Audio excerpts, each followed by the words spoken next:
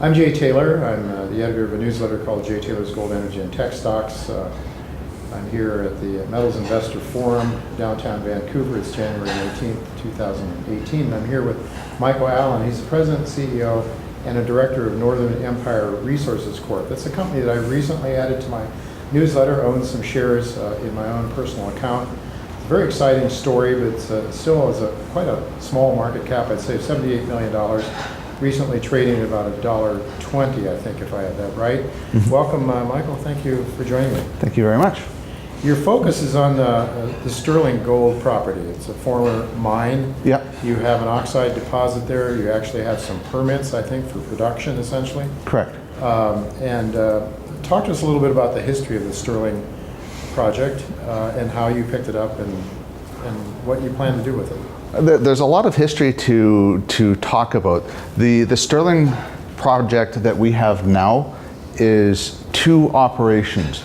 Imperial Metals historically held what is called the Sterling Gold Mine. It's a high-grade oxide resource. It's had excellent metallurgy, and that's permitted to go into production.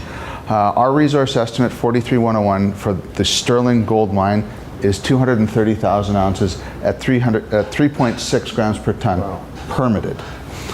In the north, that part was operated by Glamis and Rayrock, which ultimately became Goldcorp. Mm-hmm. They designed a mine and started a 10-year life of mine permitted in 1996, assuming $400 an ounce gold. Yeah. If everybody remembers, 1996, gold went down. Yeah. They ran the mine, and at $280 an ounce, they said enough. That's it.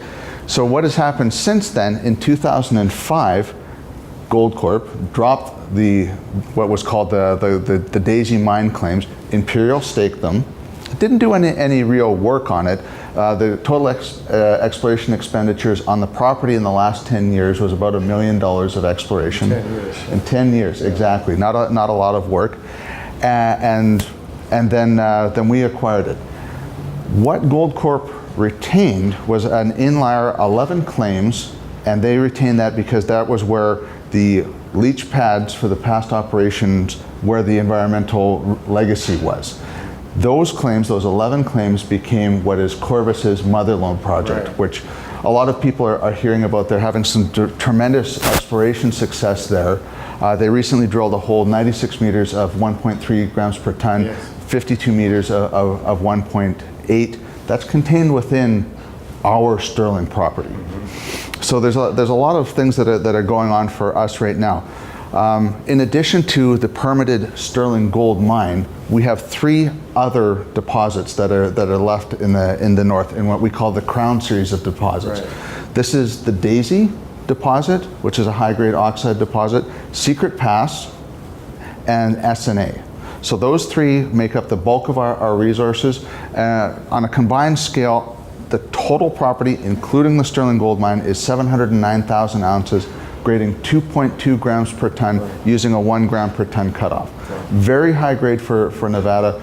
Most competitive resource estimates that are done in this day and age use a 0.15 gram per ton cutoff. So we've held ourselves to a quite high standard. They are inferred resources. Mm-hmm. Mm. Interesting, though. I'm sure you've done some number crunching to see what the numbers would look like if you drop that cutoff grade. Correct. And if you look in our technical report, the lowest cutoff that we applied to the resource was 0.3 grams per ton gold. We go to a combined resource of just under 1 million ounces at 1.8 grams per ton, all inferred. Okay. Well, so really nice numbers. Mm-hmm. Oxide deposit, heap leachable, I suppose. It is. The Sterling ore deposit has received 88% recovery run of mine, and it's got a 30-day leach cycle. Yeah, so you're dealing with particles 24-inch minus. Yeah, really large. Yeah. In the north, Daisy and Secret Pass got 75% recovery run of mine in about 2 weeks. Wow. That's historic numbers. We need to do some confirmation work, sure, see if we can optimize that. Sure. Well, what I find really exciting about your story, and I mean, Corvus was a pick of mine last year. Mm-hmm. It's done very well recently. Yeah. Primarily because of this patch of ground that is, you're totally surrounding it. That is the Mother Lode deposit, which, as you mentioned, it had some wonderful numbers. Yep. But are you going to be drilling off, I mean, you have it totally surrounded. Does this structure continue on to your ground? Might you be targeting some of those targets? Correct. Drilling that structure next year? Correct. So right now, south of the mother lode, we have what we call the SNA target, or we also call it Telluride. And we have 16 holes permitted. We're building the pads right now, and the rig will be on there on Monday of next week, so the 22nd. Wow. Yeah. Wow, so we might be looking forward to some results. How soon? I would say that we're going to have results out for the northern part of the project pre-PDAC. Yeah. And what we've launched on in terms of the company is a 15,000 meter drill program. So we're going to have results coming out possibly mid-February for work that we did in December on the Sterling Gold Mine. And then pre-PDAC, we're going to have results out for the northern part, the Crown series of deposits. Okay, with just about a minute left, how about you have Core Mining? Correct. As a nice piece of 11% or so of your company. Correct. What do you think they have in mind? Oh, there's a lot of things that they have in mind. They are very involved with the project. They come and visit us about once a month. They have a lot of things going on in Nevada. One of the things that is interesting about them is their Rochester mine. In a few years, they have to move the primary crusher. That's in the public record, and they might be looking for something to bridge a cash flow gap. Because the Sterling mine is permitted, it's a very short construction period, could fit into that cash flow gap. Yeah, these are just some possibilities, of course, but it's a possibility. yeah. I mean, correct. there's got to be a reason why they're interested as they are. And, They do love the district. They have been very active there. all right. So in summary, I guess we basically the value drivers are from the drill core, right? Correct. Investors should just keep their eyes peeled on news releases that you're going to be putting out.